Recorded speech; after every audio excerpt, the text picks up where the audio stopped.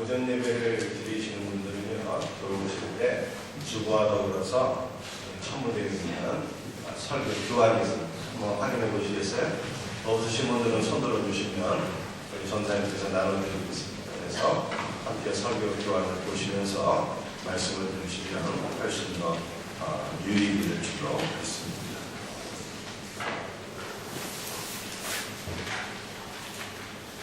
기독교는 구원파처럼 무법 방종주의가 아닙니다. 구원파는 한번 구원받은 자는 어떤 죄를 지어도 상관없고 죄가 그의 구원에 영향을 미치지 않는다고 말합니다. 한마디로 말해서 한번 구원받은 자는 마음 놓고 죄를 지어도 상관없다는 뜻인데, 너무나도 잘못된 비진리이고 엉뚱한 이야기가 아닐 수가 없습니다. 저는 일전에 행위가 심판의 기준이 된다라고 하는 말씀을 드렸어요. 이것은 우리가 특별히 구약 성경에 나타난 희년이라고 하는 제도를 보면 우리가 알 수 있는데, 희년에는 이 사회적 약자들에게 손을 베풀게 됩니다. 가난한 자들을 구제하고 또 노예들에게 자유를 주지 않습니까? 그런데 희년의 첫 번째 날이 바로 대속죄예요.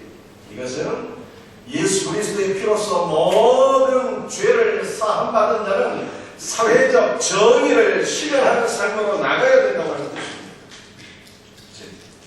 참된 믿음은 변화된 삶으로 이끄는 것입니다. 따라서 행위가 심판의 근거가 된다고 하는 말씀은 행위를 보고 구원하시겠다고 하는 말씀이 아니라 행위로 믿음의 진위, 진짜냐 가짜냐를 판별하시겠다고 하는 말씀입니다.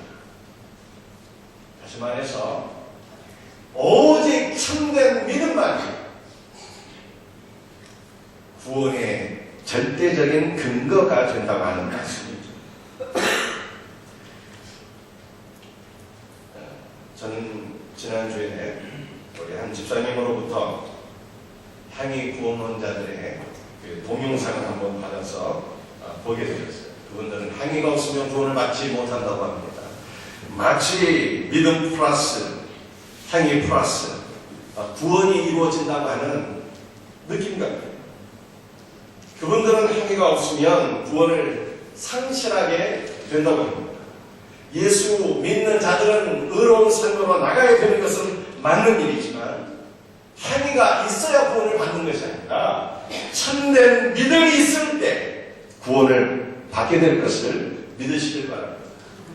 그리고 주의 수행으로 참된 믿음을 수행한 자는 그 구원이 영원토록 확정된 것이어서 결코 그 구원을 다시 잃어버릴 수가 없는 거예요. 오늘 본문 말씀은요, 전체적으로 우리의 구원이 과연 하나님의 은혜로 오게 되었는지, 또는 인간의 행위, 나의 선행으로 오게 된 것인지 라고 하는 것을 우리들에게 보여주고 있어요. 우리가 이러한 관점 속에서 오늘 말씀을 잘 귀기려서 경청할 수 있는 은혜가 있기를 바랍니다. 마태복음 26장 36절 말씀을 한번 같이 읽어보겠습니다. 제자들에게 이르시되 내가 저기 가서 기도할 동안에 너희는 여기 앉아 있으라 하시고, 오늘 본문 말씀은 예수 그리스도의 겟세마네 동산에서의 기도를 보여주고 있습니다. 우리 주님께서는 제자들과 함께 겟세마네 동산으로 가셔서 내가 저기 가서 기도할 동안에 너희는 여기 앉아 있으라 이렇게 말씀하셨습니다. 그런데 우리 주님의 그 겟세마네 동산의 기도는요, 아주 특별하고 단회적이며 그 무엇으로도 대체할 수 없는 기도이다 라고 하는 뜻이 오늘 본문에 나타난 우리 예수 그리스도의 기도, 그 원문의 기도의 뜻이 바로 그러한 뜻입니다. 우리 예수님은 평소에도 기도 생활 굉장히 열심히 하셨어요.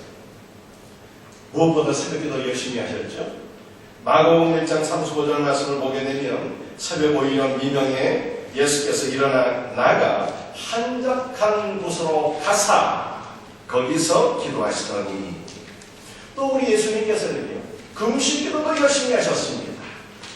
마태복음 4장 1절 2절 말씀입니다. 그때에 예수께서 성령에 이끌리며 마귀에게 시험을 받으러 광야로 가사 40일을 밤낮으로 금식하신 후에 줄이신다. 또 우리 예수님께서는요, 철야 기도를 열심히 하셨습니다. 누가복음 6장 12절 말씀이죠. 예수께서 밤이 맞도록 하나님께 기도하시고, 여러분들 가운데 예수님을 본받기를 원하시는 분들이 있다면 예수님처럼 깨어서 기도하는 삶으로 나갈 수 있기를 주의 이름으로 축복합니다. 우리 예수님은 평상시에도 기도에 이렇게 힘쓰셨으나 우리의 구원을 이루기 위하여 매우 특별한 기도를 겟세마네 동산에서 드리셨습니다. 여러분들, 예수님의 죽으심과 부활은 단회적인 사건이에요. 그 무엇으로도 대체할 수 없는 아주 특별하고 단회적인 사건인데, 겟세마네 동산의 기도가 바로 그런 기도였어요. 특별한 기도였고 단회적인 기도였고 그 무엇으로도 대체할 수 없는 기도였습니다. 우리 예수님은 3년간의 공생애를 마치시고 십자가에 매달려 운명하게 바로 전날 밤에 겟세마네 동산에서 기도하셨습니다. 겟세마네는 기름 짜는 틀이라는 뜻을 갖고 있는데, 바로 그 겟세마네 동산에서 우리 예수님은 모든 진액을 짜내시는 기도를 드리셨어요. 누가복음 22장 44절 말씀을 보게 되면 그 예수 그리스도의 진액을 짜내시는 겟세마네 동산에서의 기도를 이렇게 표현하고 있습니다. 예수께서 힘쓰고 애써 더욱 간절히 기도하시니 땀이 땅에 떨어지는 빗방울같이 되더라. 3일째 교리를 집대성한 교구 아타나시우스는 예수 그리스도께서 겟세마네 동산에서 기도하실 때 흘리신 그 핏방울을 부정하는 자들은 교회에서 떠나갈지어다, 이렇게 말했습니다. 왜 그랬을까요? 예수 그리스도의 겟세마네 동산에서의 흘리신, 기도하실 때 그 흘리신 주님의 핏방울로 우리의 구원이 이루어졌기 때문입니다.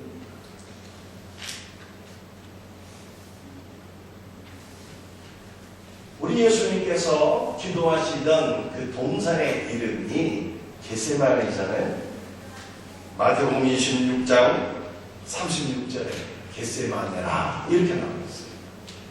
그런데 요한복음 18장 1절을 한번 교환을 보시고 한번 같이 읽어보겠습니다. 시작. 예수께서 이 말씀을 하시고 제자들과 함께 기도를 시내 건너편으로 나가시니 그곳에 동산이 있는데 제자들과 함께 들어갔습니다. 여러분들이 요한의 말씀이죠. 마태처럼 겟세마네라 표현해도 좋을 터인데 굳이 그냥 동산이라고 했어요. 그 이유가 뭘까요? 여러분들, 이 동산에서 세 가지 매우 중요한 사건이 일어나게 됩니다. 그 사건은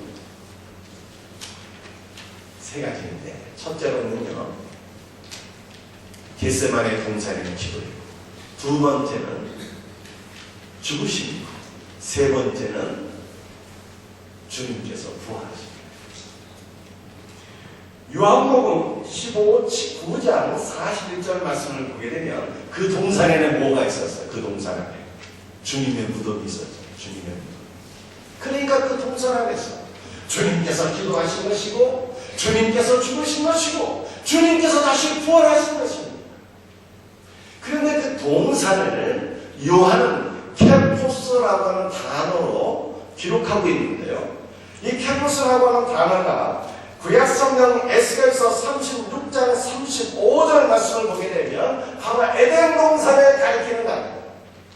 따라서 동산 안에 있었던 주님의 기도와 주님의 죽으심과 주님의 부활하심이 우리에게 에덴 동산, 즉 하나님의 나라를 가져오게 되었다라고 하는 뜻입니다.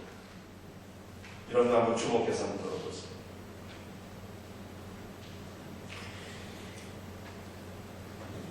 사복음서를 보게 되면 마태, 마가, 누가, 요한이 이 말씀을 기록했잖아요.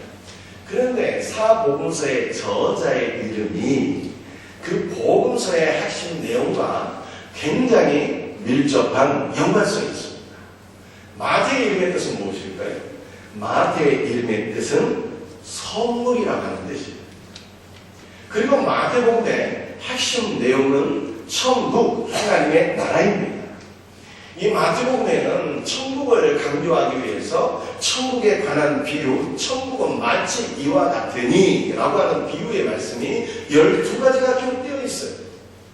그래서 이 마태의 이름과 마태복음에서 가장 강조하고 있는 천국을 연관해서 생각해 보게 되면 어떠한 의미가 되는 것입니까? 천국은 하나님께서 우리에게 선물로 주시는 것이다. 이걸 보여줘요. 우리 인간의 노력이 아니라, 우리 인간의 행위가 아니라 하나님의 선물이래요. 천국이 무엇입니까? 주님 자신과 주님의 통치입니다. 주님 자신은, 우리 주님은 주님 자신을 우리에게 주셨습니다. 그분의 임재와 죄사함의 은혜와 생명과 모든 복된 은사를 주셨습니다. 또한 통치를 우리에게 선물로 주셨어요. 그래서 주님의 통치를 받아들이게 되면 여러분 안에 하나님의 나라가 경험되어지는 것입니다. 주님께서 선물로 주신 천국은요, 인간 편에서 보았을 때는 공짜입니다. 너무 가치가 있어서 돈으로 살 수 없기에, 얻을 수 없기에 공짜예요. 또한 인간이 노력해서 얻을 수 없는 나라이기 때문에 공짜입니다. 그러나 주님은 천국을 우리에게 선물로 주시기 위해서 매우 값비싼 대가를 치르셨죠. 그것이 무엇입니까? 겟세마네 동산에서의 기도이고, 십자가의 죽으심이고, 그리고 부활이에요. 주님께서 겟세마네 동산에서 간절히 진액을 짜내시는 기도를 드리셨는데 그 기도의 내용은 무엇입니까? 마태복음 26장 39절 말씀을 우리 한번 같이 읽어보겠습니다. 시작. 조금 나아가서 얼굴을 땅에 대시고 엎드려 기도하여 이르시되, 내 아버지여, 만일 할만하시거든 이 잔을 내게서 지나가게 하옵소서. 그러나 나의 원대로 마옵시고 아버지의 원대로 하옵소서. 우리 주님께서는 겟세마네 동산에서 기도하실 때, 아버지여, 이 잔이 내게서 지나가게 하옵소서. 그러나 나의 원대로 마옵시고 아버지의 원대로 하옵소서. 이렇게 기도하셨어요. 주님께서 간구하셨던 이 잔이 내게서 지나가게 하옵소서. 이 잔이라고 하는 것은 과연 무엇일까요? 첫 번째 해석은요, 십자가의 고난과 죽으심입니다.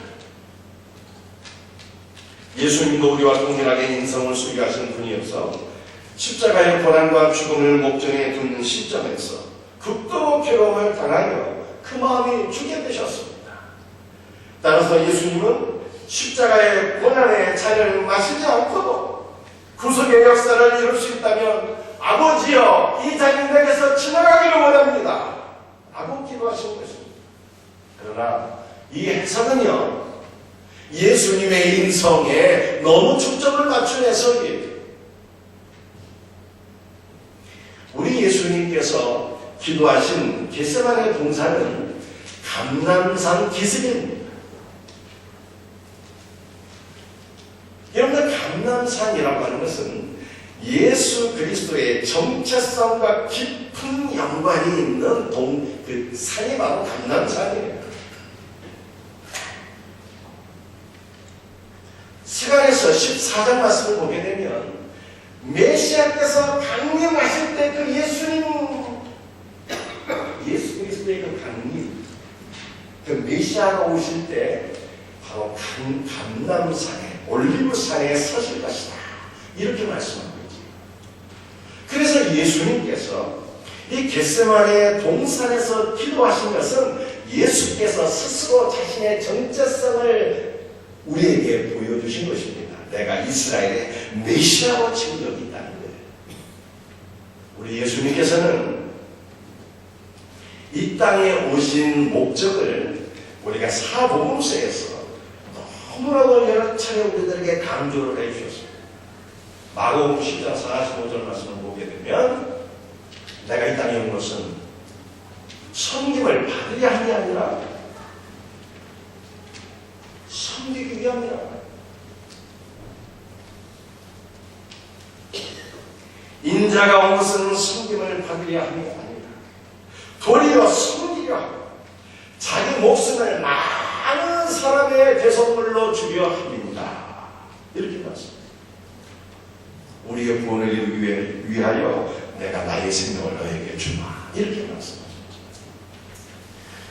또한 예수님께서는 너무나도 제자들에게 자신의 죽으심과 부활에 대해서 계속해서 강조해서 예언을 하셨습니다. 그리고 이렇게 자신의 죽으심에 대해서 예언을 할 때 베드로가 그것을 알려했잖아요. 예수님, 이 일이 당신에게 결단코 일어나지 않을 것입니다 라고 했을 때 예수님께서 베드로를 얼마나 많이 책망하셨습니까? 그런 예수님께서 막상 십자가의 고난과 죽음이 현실로 닥쳐오자 두려움에 빠져서 이 잔이 내게서 지나가게 하옵소서 이렇게 기도하셨다라고 하는 것은요, 이 넌센스가 앞뒤가 맞지 않는 거예요. 예수님 죽으시기 위해서 이 땅에 오셨다고 수도 없이 강조하셨는데 막상 죽게 되자 죽음이 두려워서 이 잔이 내게서 지나가게 하옵소서 이런 기도 아니었다는 거예요. 그렇다면 이 잔이라고 하는 것은 무엇을 가리키는 것일까요? 성과 하나님께서 성자 예수 그리스도를 외면하신, 성과 하나님과 성자 예수 그리스도의 관계가 깨어지는 것을 의미합니다. 예수님은 십자가를 지고 이 세상의 모든 죄를 담당하기 위하여 오셨습니다. 그러나 우리 예수님은 모든 죄인들의 죄를 짊어지시고 성과 하나님께 외면을 받으셨는데 바로 이것이 성자에게 가장 감당하기 힘든 슬픔과 고통이었어요. 그래서 우리 주님께서는 이 잔이 내게서 지나가기를 원합니다. 이렇게 기도하십니다. 아버지, 죄인들을 구원하기 위한 육체적인 고통은 감당하겠습니다. 그러나 죄로 인하여 아버지께서 저를 외면하시는 이 슬픔과 고통은 감당할 수가 없습니다. 이 잔이 내게서 지나가기를 원합니다. 그러나 아버지께서 원하신다면 이 슬픔도 아버지께서 나를 외면하시는 이 고통도 육체의 고난과 함께 내가 십자가에서 감당하게 하옵소서. 이렇게 기도하십니다. 우리 예수님께서는요, 십자가에서 3중의 고통을 맛보셨습니다. 첫 번째는 육체의 고통이죠. 첫째가 온몸이 찢기시고 가시면류관의 머리가 찔리셨고 두 손과 두 팔이 못 박히셨습니다. 정신적인 고통도 당하셨습니다. 가장 사랑하는 제자들이 다 뿔뿔이 흩어지게 돼요. 십자가 상에서 유대인들의 조롱과 멸시를 당하게 되었습니다.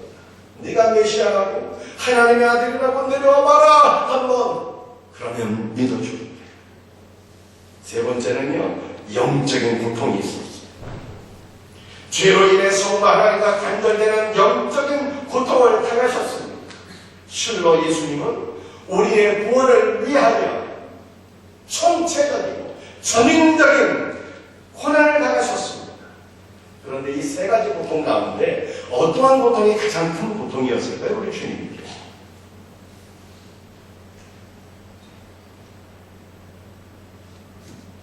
마태복음 27장 46절 제9시쯤 예수께서 크게 소리질러 이르시되 엘리 엘리 라마 사박다니 하시니 이는 곧 나의 하나님 어찌하여 나를 버리셨나이까 하는 뜻이라. 여러분들 우리가 복음서를 보게 되면요, 예수 그리스도의 가상칠언이라고 하는 것이 있잖아요.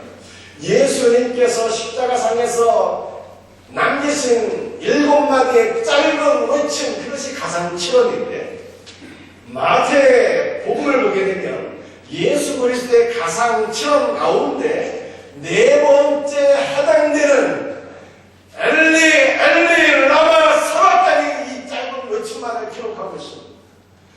나의 하나님 어찌하여 나를 버리셨나이까.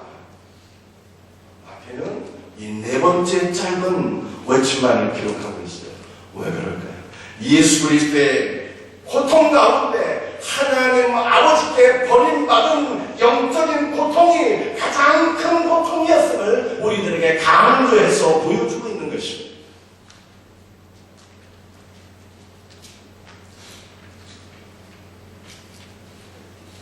성부 하나님은 죄와 사망에 빠진 인간들을 구원하기 위해 성자 예수를 십자가상에서 버리셔야만 했습니다.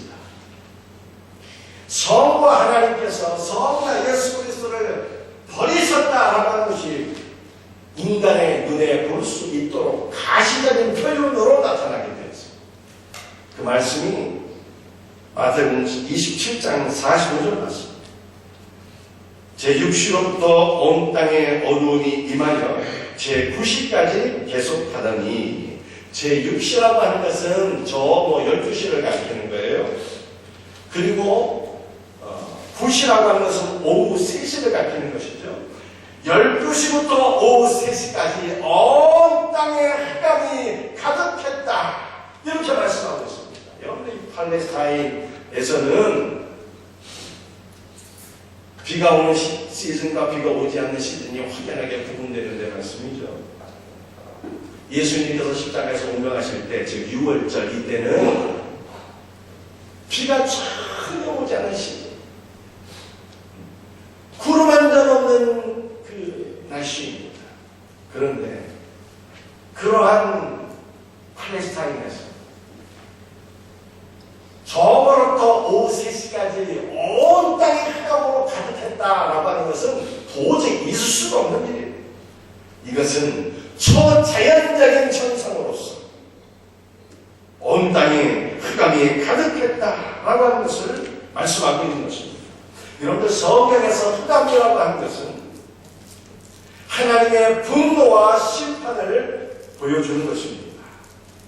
하나님께서는 10가지의 재앙으로 애굽을 심판하셨는데 그 가운데 9번째 재앙이 바로 흑암 재앙이었어요. 예수님께서 운명하실 때 12시부터 오후 3시까지 온 땅에 어둠이 임한 것은 성자 예수를 십자가에 못 박은 유대인들에 대한 하나님의 심판과 분노를 보여주는 것입니다. 동시에 온 땅에 흑암이 임한 것은 전 인류의 죄짐을 지고 죽은 성자 예수에 대하여 성부 하나님께서 진노하시고 분노하셨다, 심판하셨다라고 하는 가시적인 표현이었어요. 여러분들 정말 놀랍지 않습니까? 아무 죄가 없는 성자 예수 그리스도이신데 그분이 온 인류의 죄짐을 지고 십자가에서 운명하실 때 하나님의 진노와 저주를 한 몸에 받으셨다는 거예요. 하나님께서 진노하시고 심판하시는 그 놀라운 일들이 누구를 향하여 진노하신 거예요? 성자 예수 그리스도. 왜? 인간의 모든 죄짐을 지고 십자가에 달리신 거예요. 성부 하나님의 그 놀라운 진노가 육안으로 볼 수 있도록 가시적으로 나타났는데 그것이 바로 흑암이었다는 거예요. 그렇다면 왜 성자께서는 성부 하나님께 진노와 버리심의 대상이 되었습니까? 죄인들을 향하신 하나님의 진노 때문입니다. 우리 성경 요한 1서 2장 2절 말씀을 한번 같이 읽어봅니다. 그는 우리 죄를 위한 화목제물이니 우리만 위할 뿐 아니요 온 세상의 죄를 위하십니다. 여러분들 주목해 보세요. 우리 화목제물이라고 하는 것은 우리가 구약시대 때 동물로 제사를 드릴 때 하나님께 드린 이 제사 아니겠습니까? 이 화목제물이라고 하는 것은 그 본래적 의미가 달랜다라고 하는 뜻을 갖고 있어요. 그 사람이 죄를 지게 되면 하나님께서 진노하시고 분노하시게 되는데 그 하나님의 죄인들을 향하신 하나님의 진노를 달랜다 이런 뜻을 갖고 있는 거예요. 그래서 구약시대 화목제물은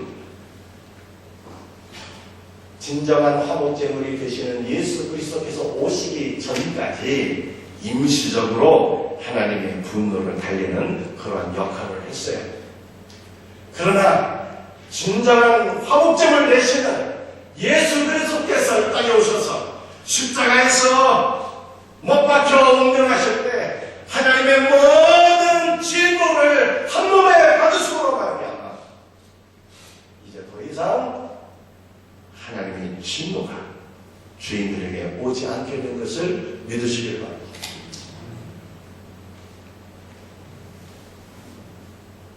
우리 예수님께서 우리의 죄짐을 다 짊어 주시고 우리의 모든 죄를 다 용서해 주셨기 때문에 이제는 더 이상 하나님의 진노가 있을 수가 없는 거예요. 그러니까 무슨 가게에 흐르는 저주니 이런 말들은요 전혀 잘못된 말들이에요. 설령 가게에 흐르는 저주가 있다손 치더라도 예수를 믿는 신자들에게는 더 이상 저주가 없으며 저주 대신에 하나님의 은혜와 생명과 복이 우리에게 임하게 된 것을 믿으시기를 바랍니다. 그 이유는 예수님께서 우리가 받아야 될 저주를 한 번에 받으셨기 때문이다. 이렇게 성경이 우리에게 말씀하고 있습니다. 성부 하나님께서 성자 예수 그리스도를 버리신 이유, 성부와 성자의 관계가 깨어진 그 이유가 뭡니까? 두 번째, 주인과 하나님과의 하나됨을 위함입니다. 성자께서는 성부와 하나님과 하나된 관계 속에 거하셨습니다. 그러나 십자가에서 성부와 하나님과의 관계가 단절되는 고통을 맛보셨습니다. 왜 십자가에서 성부와 하나님께서 성자 예수 그리스도를 버리시는 그 관계의 단절이 오게 되었습니까? 그 관계 단절이 너무 고통스러워서 우리 예수님을 부르시셨잖아요. 나의 하나님 어찌하여 나를 버리셨나이까? 성부와 성자의 관계의 깨어짐은요 놀랍게도 피좀 흘린 우리를 예수께서 성부와 하나님과 연합시키기 위함이었어요. 하나님과 우리를 하나 되도록 하기 위해서 성자께서 관계의 단절을 맛보게 되셨다라고 하는 것입니다. 인간이 하나님과 연합되는 것은요 창조의 가장 근원적인 목적입니다. 구약성경 창세기 1장 27절 말씀 우리 한번 같이 읽어봅니다. 하나님이 자기 형상 곧 하나님의 형상대로 사람을 창조하시되 남자와 여자를 창조하시고 여러분들 하나님께서 아담과 하와를 창조하셨어요. 그런데 아담과 하와를 창조하셨다 이렇게 말씀하시는 때인데 하나님의 형상대로 창조하셨다고 이렇게 말씀하고 있어요. 왜 그렇게 표현했을까요? 여러분들 하나님의 이름이 여러 가지가 있는데 창세기 1장 27절에 기록된 하나님의 이름은 엘로힘이라고 하는 단어예요. 근데 이 엘로힘은 복수로 되어 있죠. 복수. 그래서 창세기 1장 27절에 아담과 하와를 창조하신 그 하나님은요 삼위일체 하나님이라는 뜻이에요. 여러분 우리 삼위일체 하나님은 어떤 분이십니까? 영원처부터 성부와 성자와 성령께서 존재하셨는데 성부와 성자와 성령께서 서로를 너무나 깊이 사랑하시고 기뻐하시고 하나 된 연합된 관계 속에 있으셨다는 거예요. 그런데 그 하나 된 사랑으로 하나 된 그 삼위일체 하나님께서 인간을 하나님의 형상대로 창조하셨는데 어떻습니까? 놀랍게도 삼일째 하나님께서 그 영원서부터 누리셨던 사랑으로 하나 된 그 놀랍고 영광스러운 관계 안으로 초대해서 인간으로 하여금 하나님과 사람으로 하나 될 수 있는 은혜를 베풀어 주시기 위함입니다. 그런데 삼일째 하나님과의 그 하나 된 관계가 죄 때문에 깨지게 되었잖아요. 우리 예수님께서 하나님께 버림받은 이유와 목적이 무엇입니까? 우리의 죄를 사해 주심으로 깨어진 하나님의 형상을 회복시켜 주시기 위함이었어요. 관계의 단절을 펴두심으로 성부 하나님과 우리 성도들 피조물이 하나님과 연합될 수 있는 그 영광된 은혜를 회복시켜 주시기 위함이었어요. 여러분들은 인간이 하나님과 하나됨을 누리기 위해서는요, 반드시 하나님의 형상이 있어야 돼요. 그래서 창세기 1장 27절에 하나님께서 사람을 하나님의 형상대로 창조하셨다고 이렇게 말씀하고 있습니다. 그런데 하나님의 형상이라는 게 뭘까요? 알 수가 없죠. 근데 놀랍게도 그 하나님의 형상이 무엇일까요? 하나님의 눈으로 볼 수 없는 분이기 때문에 하나님의 형상을 알 수가 없는데, 놀랍게도 그 하나님의 형상을 골로새서 1장 15절에 이렇게 말씀하고 있습니다. 그는 보이지 아니하는 하나님의 형상이시오. 그가 누굽니까? 예수님. 하나님은 인간의 눈으로 볼 수 없는 분입니다. 보이지 아니하는 하나님께서 인간의 눈으로 볼 수 있는 분으로 오셨는데 그분이 바로 예수님이에요. 그래서 예수님은 나를 본 자는 아버지를 보았다, 이렇게 말씀하셨습니다. 그렇다면 하나님의 형상이신 예수 그리스도를 믿고 영접한 자는 어떻게 되는 것일까요? 그 안에 하나님의 형상이 회복되는 거예요. 하나님 아버지와의 관계가 회복되는 것입니다. 하나님과 연합되는 영광스러운 은혜 가운데 들어가게 되는 것입니다. 하나님을 영원토록 기뻐하고 즐거워하며 사랑으로 하나가 되는 복된 은혜를 누리게 되는 거예요. 그리고 바로 이것이 영생인 것을 믿으시기를 바랍니다. 여러분 안에 하나님의 형상이 회복되고 하나님과 신령한 연합이 이루어진 것을 믿습니까? 사랑하는 성도, 제가 여러분에게 질문하는 거예요. 한번 잘 생각해 보셔야 돼요. 그냥 무조건 대답하지 마시고 잘 한번 생각해 보세요. 여러분 안에 하나님의 형상이 회복되고 여러분 안에 하나님의 형상이 회복되므로 하나님과 하나 된 이 놀라운 관계 속에 여러분이 들어가게 된 것을 믿습니까? 그것이 무엇으로 이루어진 거예요? 그것이 우리의 힘으로 이루어진 것이 아닙니다. 겟세마네 동산에서의 우리 주님의 힘, 십자가상에서 우리 주님의 경험하셨던 성부와 하나님과의 그 관계가 휘어지는 그 영적인 고통, 또한 하나님의 형상이신 예수께서 우리 안에 들어오심으로 말미암아 내 안에 하나님의 형상이 회복되어진 거예요. 이것은 구원이 하나님의 나라가 내 힘으로 이루어진 것이 아니라 하나님의 선물이라고 하는 뜻이에요.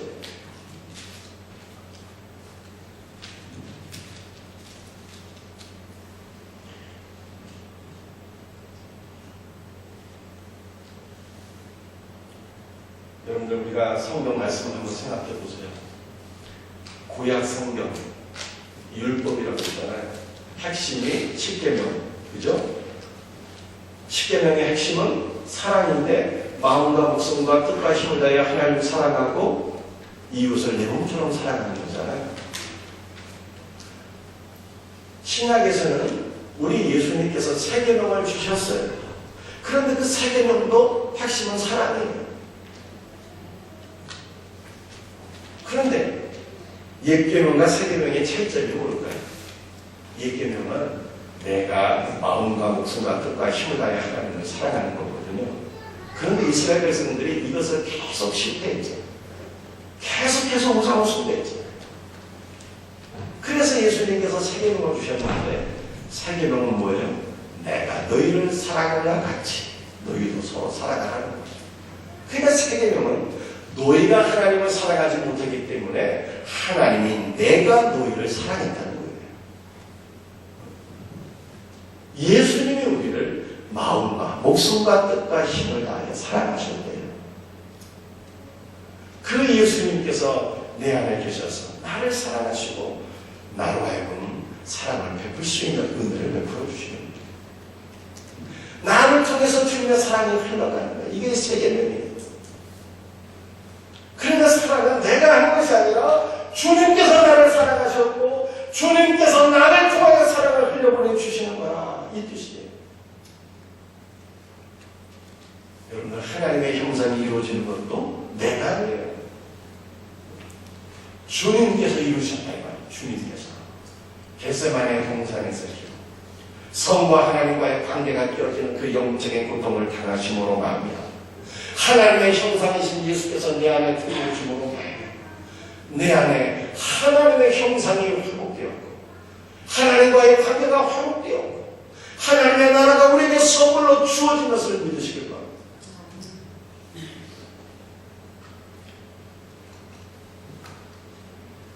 여러분들, 우리 구약 성경을 보게 되면 정말로 이 탕자가 성자가 된 사람이 한 명 있는데요. 그 사람이 우리가 잘 알고 있는 야곱이라고 하는 사람이잖아요. 야곱은 사기꾼이었는데 성자가 돼서 정말 하나님의 형상을 다 이렇게 되었어요. 모녀에 시간이 없어서 자세히 설명하기가 어렵습니다.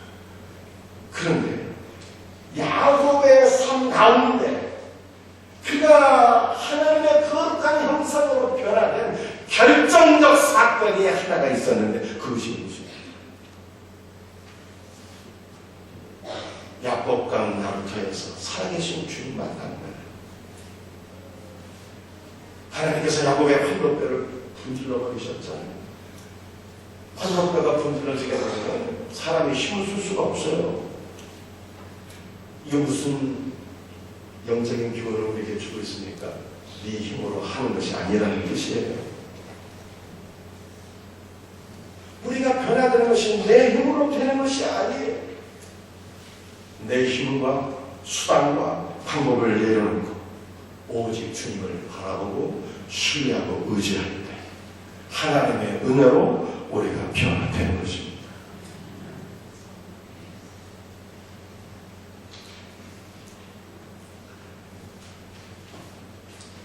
여러분들, 하나님의 형상을 회복하는 성도, 또 하나님과 그 관계가 연합된 성도는요, 어떤 삶을 살아야 될까요? 겟세마네 동산의 기도가 우리의 기도가 되고요. 겟세마네 동산의 기도는 절대로 대체가 될 수 없는 유일무이한 기도예요. 그럼에도 불구하고 주님의 기도를 통해서 하나님의 형상을 화복한 우리 성도들은요, 주님의 기도를 본받는 삶으로 나가야 된다는 뜻이에요. 마태복음 26장 40절 말씀입니다. 마지막 말씀입니다. 우리 한번 같이 읽어봅니다. 시작. 제자들에게 오사 그 자는 것을 보시고 베드로에게 말씀하시되 너희가 나와 함께 한 시간도 이렇게 깨어 있을 수 없더냐. 한 시간. 시험에 들지 않도록 깨어있으라 말씀하셨는데 기도의 최소 단위가 1시간이에요. 1시간 기도할 수 있는 성도들이 되기를 주의 이름으로 축복합니다.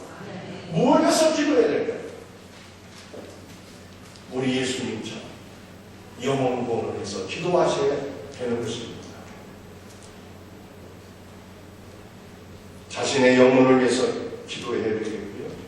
택함 받은 자들을 이스라엘의 구원을 위하여 우리가 기도해야 합니다.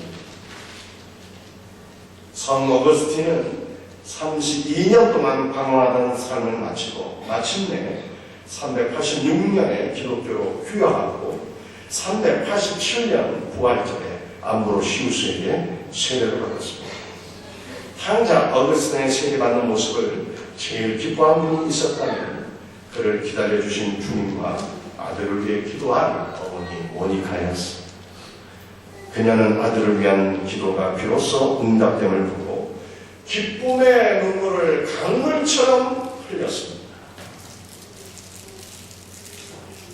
모니카는 사랑하는 아들 어거스틴이 세상에서 성공하는 것보다 하나님의 품 안으로 돌아온 것을 너무 기뻐했습니다. 여러분들, 저와 여러분의 마음이, 우리 모든 부모의 마음이 이와 같이 되어야 합니다. 다시 한번 말씀드릴게요. 모니카는 말이죠. 사랑하는 아들 어거스틴이 세상에서 성공하는 것보다 하나님의 품 안으로 다시 돌아온 것을 너무나 기뻐했습니다. 무려 30년이 넘는 기간 동안 육체의 향락과 세속적인 사교와 이교 철학 등에 탐닉했던 어거스틴을 일깨워 역사의 길이 남을 인물로 만들었던 것은 어머니의 모니카의 기도로 점철된 끈질긴 기다림이었습니다.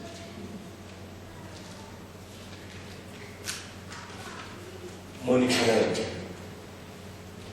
아들을 위해 끊임없이 기도했으나 쉽게 달라지지 않자 밀라노의 대주교인 암브로시우스를 찾아가서 자기 아들을 만나달라고 간청을 합니다. 그러나 암브로시우스는요, 이렇게 답변했어요. 그냥 그대로 두십시오. 그리고 다만 아들을 위하여 주님께 기도만 드리십시오. 하나님께서는 눈물에 자식이 죽어가도록 버려두시는 법이 없습니다. 암브로시우스의 권면을 듣고 쉼없는 눈물로 기도한 모니카의 기도는 아들을 성자로 만든 하나님의 능력이었습니다.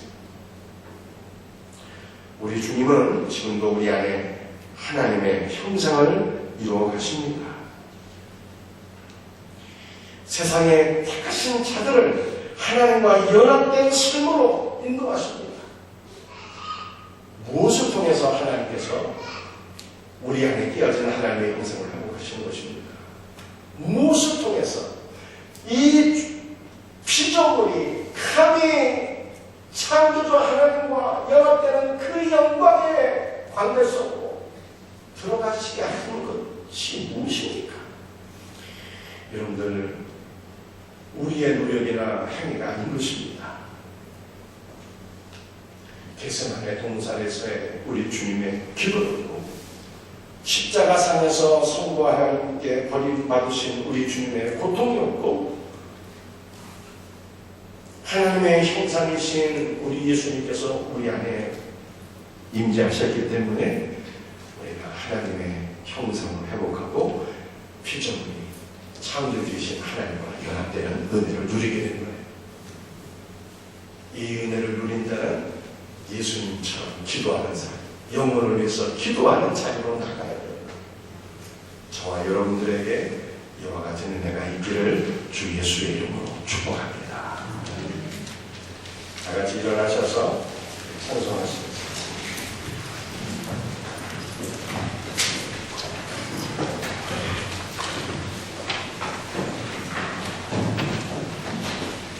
겟세마네 동산에서 기도하십니다.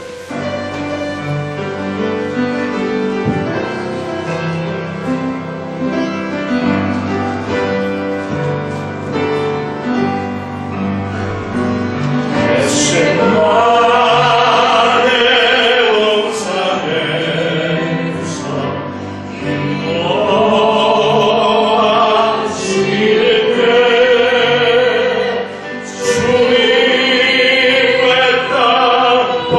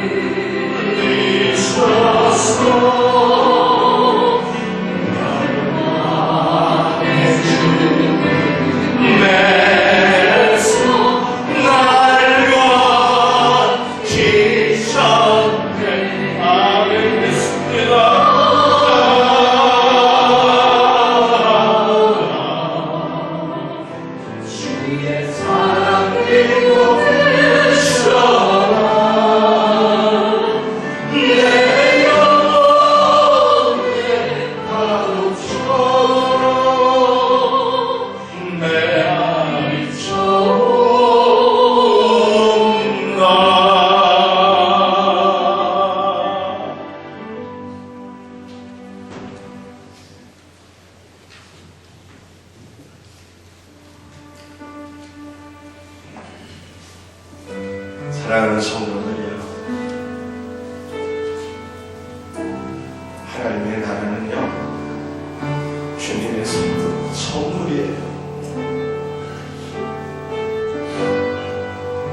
결코 우리가 잘나서 얻는 것이 아닙니다. 아무 일한 게 없는데요, 얻는 거예요. 주님이 우리를 사랑하시고 주신 거예요.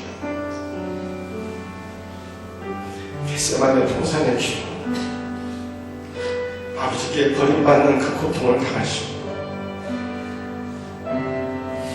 하나님의 형상이신 예수께서 우리 안에 오시고